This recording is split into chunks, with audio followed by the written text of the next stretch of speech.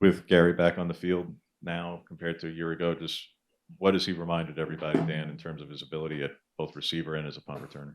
Yeah, one, he's a great decision maker at returner. He's proven that over time. Always our number one goal is possession of the ball. He's done a really good job of that. Gary's operated like a pro. I think he's learned over time about what he has to do for his body to make sure he keeps it ready, right, and doesn't put himself in situations where he's going to be banged up later on through the season. He's worked really hard in the offseason as far as that, right, and had maturity and a level of maturity there. He's shown to be a leader in that room. He knows his job consistently, and he's been a playmaker as well. So really excited about Gary's progress. From the first scrimmage to the second scrimmage, where do you think you saw the most growth, and even from the second scrimmage to now today's practice? Just execution, right? Scrimmage one, there's a lot of mishaps when it came from who was doing their job and if they were doing it correctly.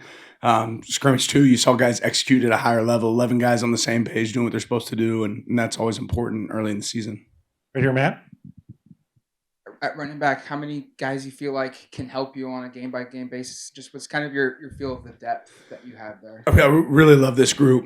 All right, really love this group. I think it's a selfless group too. Like guys that want to see other people have success. Like they're genuinely excited when they see one of their teammates have a great run or do a great job in pass protection. And I've always felt like as many as you can use. This will probably be is the most that I've ever traveled. Once we get to that point where how many guys do we travel? I think a lot of them can have big roles in special teams for us too. So there's a distribution of wealth there that's really good for us that we'll use in a lot of different ways.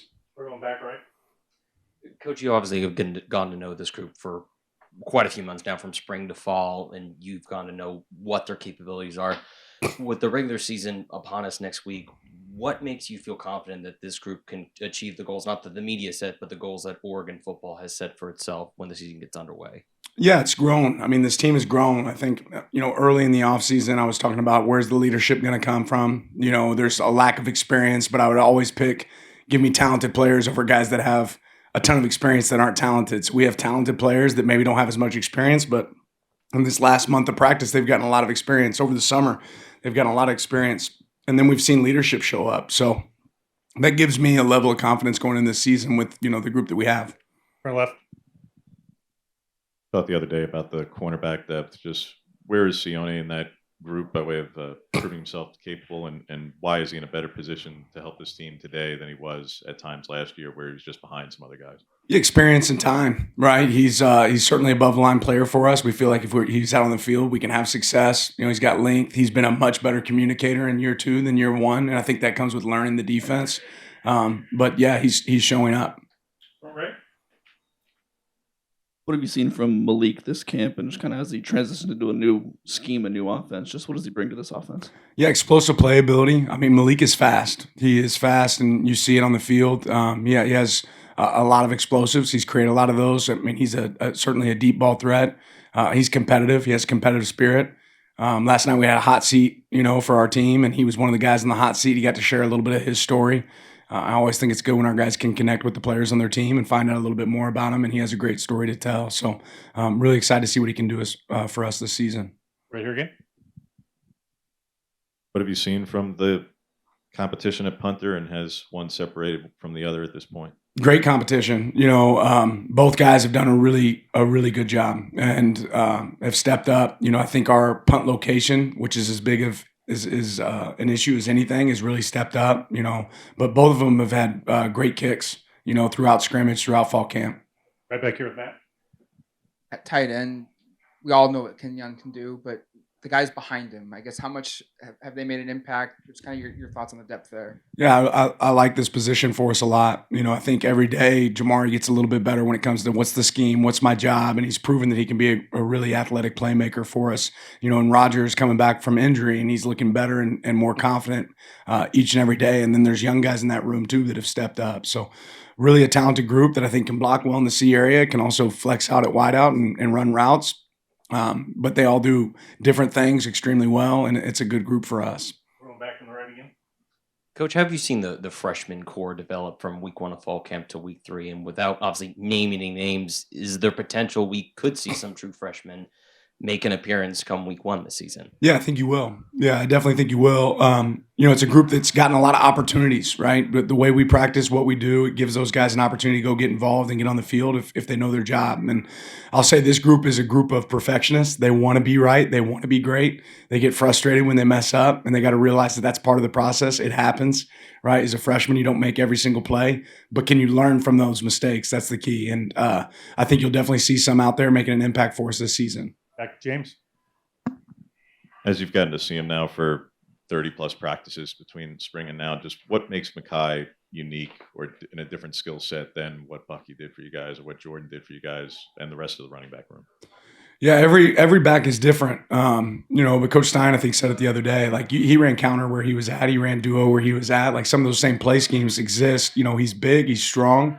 Obviously, you just see him, you can see that, right? And he's learned the playbook throughout. Where he's at from the spring to where he's at now is a completely different person. So he's quiet. He just wants to go back there and do his job. But definitely been pleased with his progress. Back to Matt. When do you shift from focus on just preparation or building your roster, building your depth to preparing for week 1 opponent? Well, we've always been preparing, right? It's just what we do. It's not necessarily just about the team that we're going against. We'll start to shift that direction here this next week. James.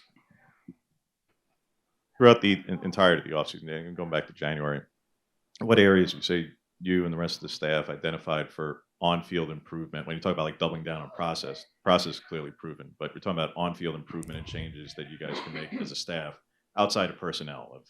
Yeah, I have a lot of answers here, but I probably won't share them with you guys, right? Like if it's something that I really want to work on that I think was a weakness, I don't necessarily want to announce it to everybody else what the weakness is. But there's certainly some stuff that we've attacked. Back to Matt.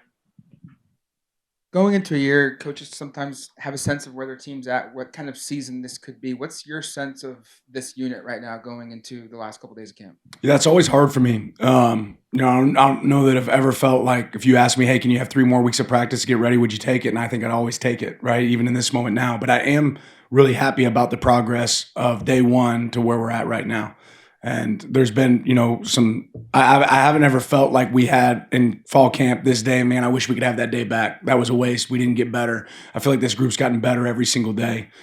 So from that standpoint, I'm excited. Would I love to have 3 more weeks to get prepared for game 1? Absolutely. But these guys are also ready to go hit somebody else, right? And that's the hard part about college football is you don't have the inter squad scrimmages with other teams. You don't do that. You don't experience that. So you're hitting the same guys every single day, and they're ready to hit somebody else. Back to Brett and back. Kind of speaking of that progress, just what's it been like watching the development of Dante and Austin in that quarterback battle this offseason? Just how great is it just to see 2 quarterbacks that have the capability to lead this team and keep the battle going all the way until the final end? Yeah, I'm excited about the growth of everybody in our quarterback room. And, for me, it's can they operate the offense at a high level? And I think you go back and you look at the moments that those guys just first got here and you say, okay, we should have made this check and we didn't, or we should have adjusted this and we didn't. Just the way you use your cadence, the command of the offense, the way you break a huddle, like all those areas have been big improvements. And then, a couple plays hit and all of a sudden everybody's confidence goes up, right? And that's the one thing that the quarterback can impact is the confidence of everybody on the field, right? Because a quarterback's job is to get the people around him to play better, right? You can't be good at quarterback if you're not good at wideout, if you're not good on the O-line with protection. So, at the end of the day, those guys have been able to create a lot of that. And if you look at them from day 1 to where they're at now, it's night and day.